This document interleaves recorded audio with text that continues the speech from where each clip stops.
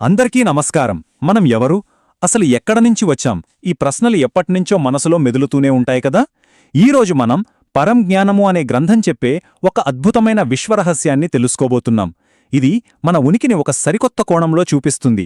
పదండి, ఈ ప్రయాణాన్ని మొదలుపెడదాం. అయితే ఈ విశ్లేషణలో మనం నేరుగా సమాధానాల్లోకి వెళ్ళిపోము.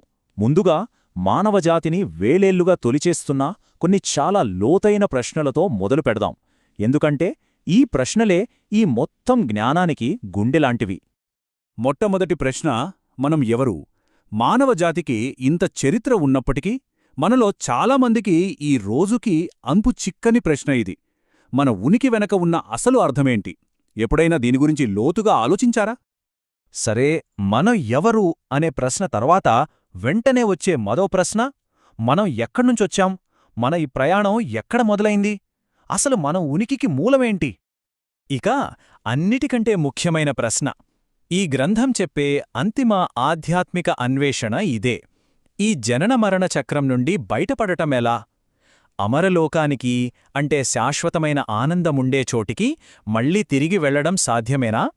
ఇది కేవలం బ్రతకడం గురించి కాదు, విముక్తి పొందడం గురించి. ఈ ప్రశ్నలన్నింటికీ సమాధానం దొరకాలంటే మనం కాలం గురించి, వాస్తవికత గురించి మనకున్న అవగాహనను పూర్తిగా మార్చుకోవాలి.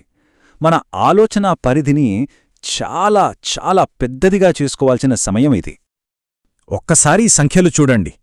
మనకు తెలిసిన చాలా మతాల చరిత్ర కొన్ని వేల సంవత్సరాలది. కాని ఈ జ్ఞానం ప్రకారం మన విశ్వం వయస్సు ట్రిలియన్ల సంవత్సరాలు.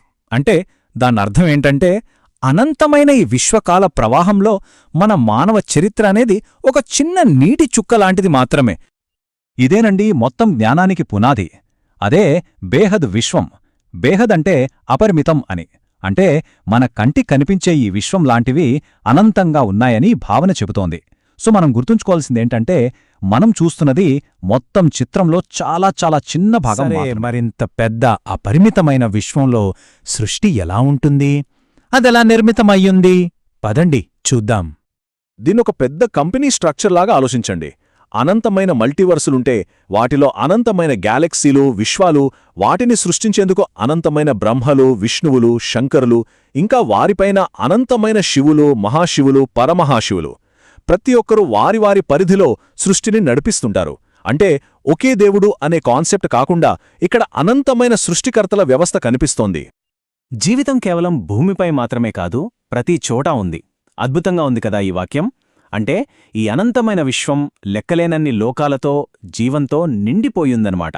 మన భూమి అనేది ఈ అనంతమైన సృష్టిలో ఒక చిన్న అణువులాంటిది. అసలు కథ ఇక్కడే మొదలవుతుంది. మొదట్లో అంతా అమరలోకం. అది పరం లైట్ అనే స్వచ్ఛమైన దివ్యశక్తితో ఉండేది. కాని కాలక్రమేణా ఆత్మల కోరికల వలన ఆ అమరలోకం మృత్యులోకంగా మారింది. అంటే మనం ఇప్పుడు చూస్తున్న గాలి, నీరు, నిప్పు వంటి పంచభూతాలతో కూడిన ఈ భౌతిక ప్రపంచం ఏర్పడింది.